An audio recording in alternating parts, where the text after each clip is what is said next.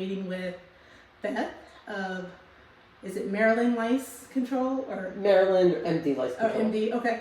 MD, but you're based in Maryland. Correct. MD as in Maryland, not as in medical doctor. All right. So, really wanted to take the time to learn more about you, and then we'll get into learning about your business. Mm-hmm. But how did you, tell me a little bit about yourself, your background, and what got you into the world of lice control? Yes. Well, I never ever thought I would be in this business. Mm-hmm. My background is in medical billing. But when my daughter was in 2nd grade, now she's in 11th grade, she got lice, and it turned out 3 out of the 4 of us got it. All 3 of us girls got it, and my husband did not. So my cousin is in this business. Mm-hmm. So naturally, I would go to her house for a family function, and she would start talking about lice, and I would excuse myself from the conversation. I didn't want to know anything about it until the day we just figured out we had lice. Mm-hmm. The first thing I did, call my cousin. So she was in Philly, so she couldn't exactly come to my rescue, but she told me what we could do over the counter, Mm-hmm. and she helped me through it. And then after a month or so after, she's like, you know, there's not really that many people in Baltimore doing this. You should go into the lice Mm-hmm. business. And I laughed at her.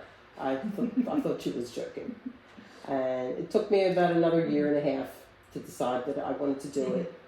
I had been doing medical billing for quite a few years, and I was just getting burnt out on that. Yeah. So I was looking for something different. And I liked doing something that was my own business where I could set my own hours for the most part. And at the same time, I was doing something that was really a needed service, a needed benefit. Yeah, well, I can definitely agree with the need. But before we get into that, you know, really when you think about lice, like you said, I don't want to be part of that conversation. When you think about it, you think of like, as a child, like the cooties or something like that. Exactly. Right? Cooties are lice. Yeah. The cootie game was made by a man who, his kids had lice, and he made the game to distract them, for it to have something to entertain them while they were combing out the lice. Mm-hmm. And then it switched to the adolescence of, you know, the little boys versus girls. You have cooties, I don't want to touch you. Yes, exactly.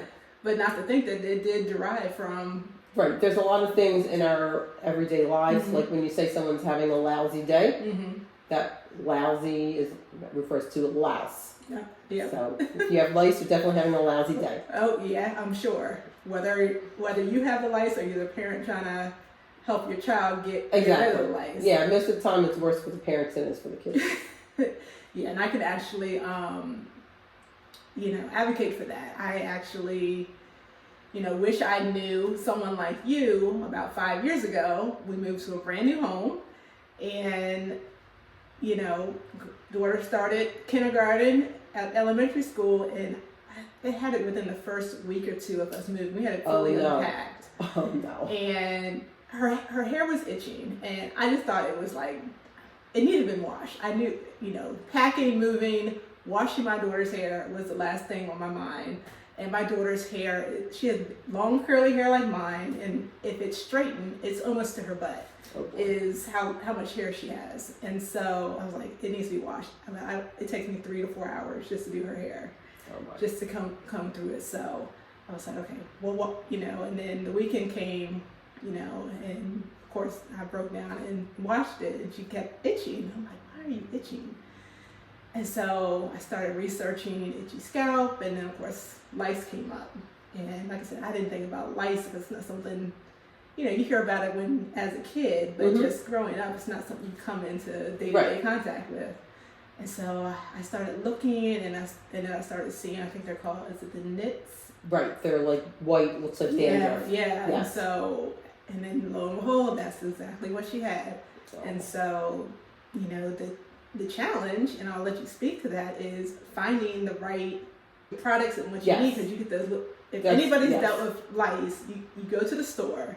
First of all, I went to the store, and I guess people aren't looking for lice removal products that frequently, so I couldn't find it. I think it was one box pushed all the way back on the shelf, and it was all kind of dusty, but it was the only option I had, so I got it. But had I known that I didn't even think to look. People don't. Most people go, like yourself, to Giant, drugstore, Kmart, Walmart, whatever, and see, people have two reactions when you go in that aisle. They have the reaction you had, where there's one dusty box on the shelf, or sometimes you go down the aisle and you become overwhelmed with how many lice products are on the shelf, and you don't know which one to use. But mostly what's down that aisle are pesticide-based products. Okay. And those are not as effective as they used to be. Lice have become resistant to those types of products. So what happens is you use that product and you're not killing everything. And the other thing with lice is nothing kills those nits, the eggs. So you need to do multiple treatments, and you need to do lots of combing to try to get all those nits out. So we have a different type of process, a different type of product, and we make it easy as possible. And our product is not a pesticide-based product. It's a non-toxic, pesticide-free, oil-based product. Once it goes on the head, in 5 minutes, everything is completely dead. Oh, that's great. Yeah, like I said, I needed you about 5 years ago. But let me ask you this. So for someone who, and I guess lice is not, it's, I guess, more, do you find it more common in kids? I'm sure it can happen to anybody. It's more common in kids. Lice is a head-to-head contact type of thing. So when kids are playing closely, heads are touching, something will come from one person's head to the next. So it's more typical in children. But anyone who has hair can get lice. Typically, when an adult has hair, has lice, it's because they got it from a child.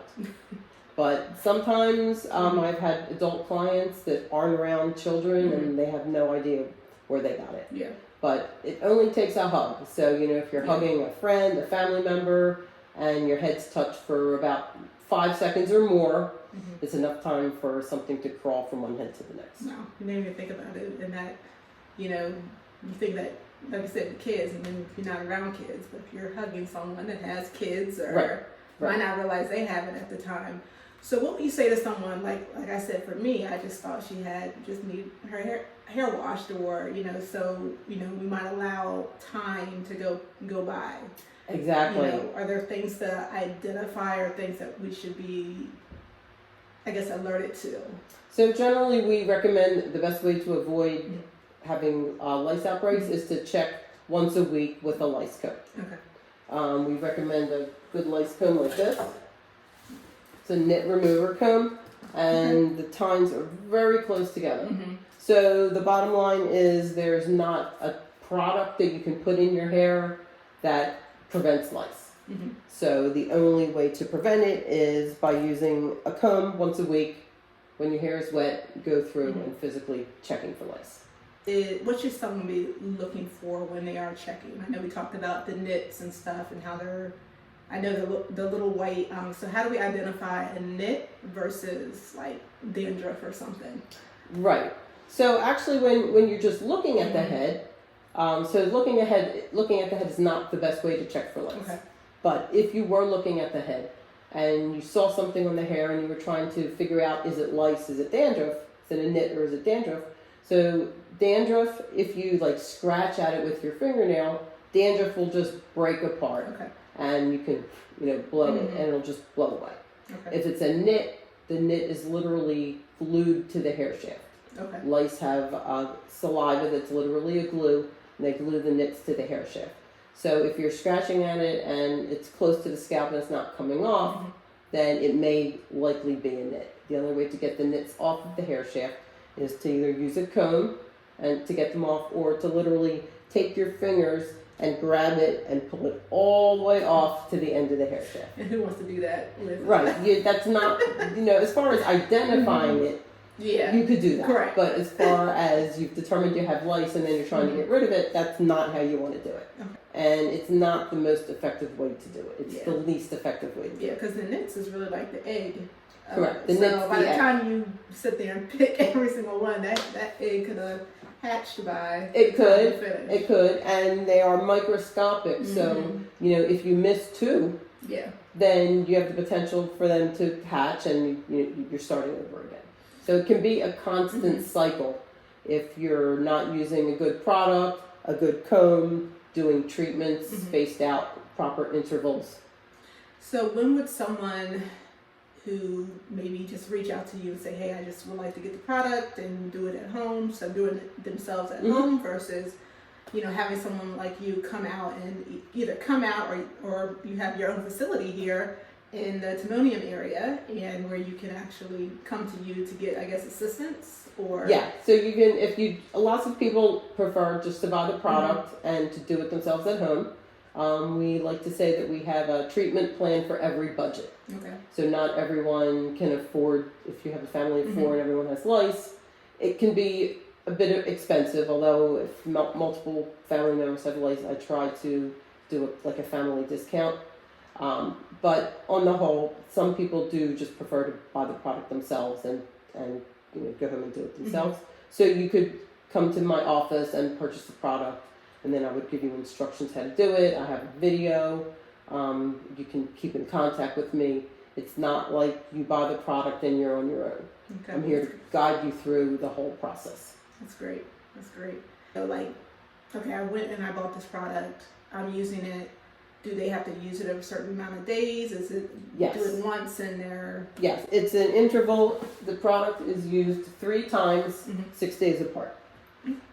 It's our own product. It's a non-toxic, pesticide-free. And the first time you use the product, all lice are dead in 5 minutes. And then you comb out as much as you can comb out as far as the nits go. And then you would use the product for a total of 3 times, 6 days apart. So by doing it in that specific interval, any nits that may hatch in between treatments, you're killing the baby bugs when you do the retreatments. And by doing it 6 days, we're assured that those bugs have not had a chance to mature and start laying more eggs so it continues. So basically we're breaking the life cycle by doing 3 treatments 6 days apart. And would you recommend, say, if, like for my situation where I had my daughter was the one that was involved, and of course, I think I was just paranoid, but I thought I was itching too. Even though Very typical. You know. Yeah, so when one person in the family has lice, you want to check every family member. You don't want to go through the time and money spent on one family member to then find out someone else has it, and then a couple weeks down, you have to do everyone again. So you definitely want to check each family member with the comb to see who else has lice, and anyone that you find that has nits or bugs, they need to do 3 treatments with the product. Okay. And anything as far as, okay, so we talked about the treatment in terms of hair, you know, our hair and our physical bodies. What about in terms of the household? Do we have to, you know, Yes. I'm thinking COVID, we need to quarantine our beds or our bedrooms or... Yeah, so there is some housekeeping, house cleaning you would want to do. You would want to clean anything that has touched the head. So that would be bedding, sheets, pillowcase, blanket. That could be the furniture where the head touches, in your car where the head touches. If it's fabric, you would want to use a lint roller or a vacuum to clean those areas. If you have any areas where the head touches its leather, you don't need to do that type of cleaning. You'd also want to clean your hair brushes and combs by putting them in boiling water. And stuffed animals or a blanket that children sleep with, you could also just put them in the dryer for half an hour on high heat. You don't need to bag stuff up and let it sit for weeks. Typically, people do much more cleaning than is necessary. Most people get freaked out and they go crazy and they clean everything in their house. We try to tell you, focus on the head. Yeah. You do want to do these few cleaning tips that we are talking about, but as far as cleaning goes, you don't have to do all of that. I mean, I tell people, yeah, you can vacuum the floor, but it's only, you know, unless your child is rolling around the floor with their head, that's not your main effort. Okay. So when a bug comes off the head onto any type of surface, it can only live for maybe 24 to 36 hours. So the lice can only live on the human head. It needs the constant warmth and blood supply. It can only get on the human head. They live off of your blood. So once something comes off onto a surface, that bug has to find its way back to someone's head relatively quickly. Within 12 hours, the bug is already severely weakened. So that's the first thing that bug is going to start to do. It's going to crawl around and look for someone else's head to get back on. So can lice be transferred to like pets or animals? No. Okay. It can only live on the human head. So the lice version for dog and cat would be fleas. That's what I'm thinking. Yeah, Like, well, can they be transferred? So, okay. And so I know you're here in the Timonium area, just off the intersection of York Road and Timonium Road. Yes. I have that right? Yes. Yep. And so, what area do you service? Do you service like all of Maryland? Are you just kind of in this geographical area? What areas do you serve? So Timonium is very conveniently located for multiple areas in the Baltimore area. No matter which direction you're going, you can get to me in about a half an hour off the Beltway, or maybe 3. So I have people that come from Bel Air. I have people come from Pennsylvania, as far as Howard County, Columbia area, Westminster, Carroll County. So basically, the radius around Baltimore. Okay. I also sometimes travel to the home of a client. I prefer to treat in the salon because I have everything right at my fingertips. But sometimes if it's closer to Owings Mills where I live, I'll come out to your home, or if it depends if you have younger children and it's getting to be their bedtime, or depending on individual situation, I can also come to your location.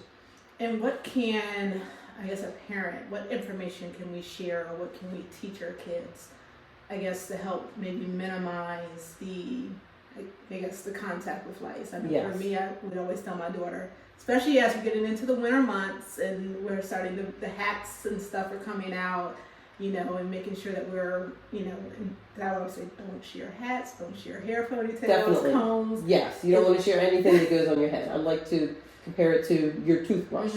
You would not let someone else use your toothbrush, so you don't want to let someone else use your hairbrush, your comb, your hair scrunchies, or whatever. It's also good to if you keep your hair up. The more you narrow the target, the better off you are. So like a bun, a braid, and then a bun. That's the most that you can narrow the target. Yeah. But even at that, if heads touch, you can still get something. Okay. It's harder for the smaller children because like kindergarten age, it's like impossible to kind of say don't get close to your friends and have your heads touch. Correct. So that's very difficult. When it gets into younger, like the teen age, children can be a little more aware of that. Yeah. But these days, I think a lot of it's being spread a lot by like selfies and stuff.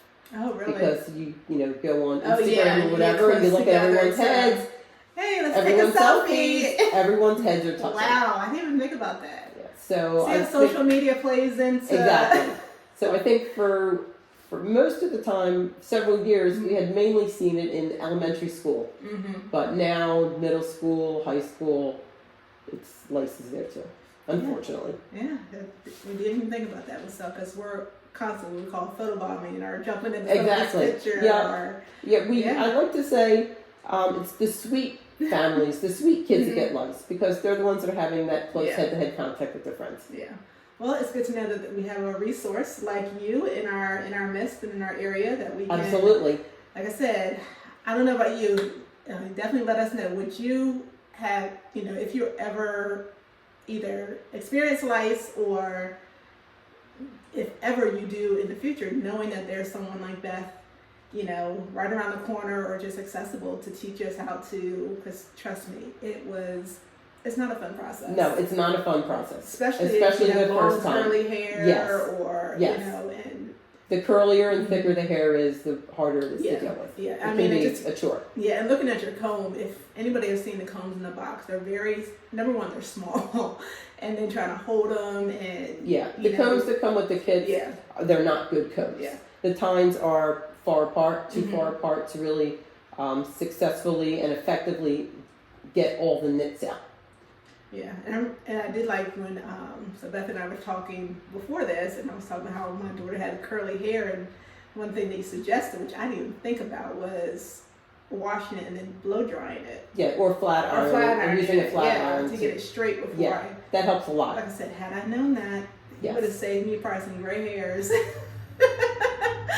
But just knowing that there's a resource like you. Yes, just sometimes having just knowing someone to call if you have the problem is the best plan. Absolutely, because I called my mom and she was like, yeah, it's funny you say that because I do a lot of community events, and sometimes someone will walk up that obviously is a grandma, and I'm like, here, take my card, and they're like, I don't need this because I have grandkids in the area. I'm like, don't worry. If your grandkids get lice, the first thing your daughter's going to do is going to call you and say, Mom, what do I do? The kids have lice. I know. Mom, Grandma, you're supposed to know it all. Right. So we're figuring it out. You can refer them to someone. Yes, absolutely.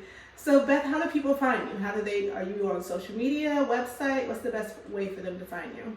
Well, I have my own website, mdlice.com. Right. I'm also on Facebook, MD Lice Control. You can just search and find me there. Great. And I'm on Instagram. You'd have to search me. I forget. That's all right. Anything else that you'd like to share that you feel people may find beneficial in terms of learning about either the care or treatment or prevention of lice? Well, they can definitely go to my website. I have a lot of information there. I have a lot of information on my Facebook page. I also have a lice group on Facebook. Okay. You can join that and find support. So that you can definitely find Beth and her company and learn anything that you need regarding lice, whether it's for you, a friend. Definitely share the information because, like I said, it's not something that you plan to have. No, you never plan to get it. Exactly. That's for sure. You never plan to get it. It always seems to come at the worst possible time. It does. Yes. It does. You're moving, it's a holiday, you're on vacation. Yeah. So you can always call me or text me. My phone number is 410-487-2899. Advice is always free. Great. Awesome. We appreciate it and definitely thank you. Definitely check Beth out. Again, share her with your friends, family, and let's fight these lice and nits and tell them they need to go. Bye-bye.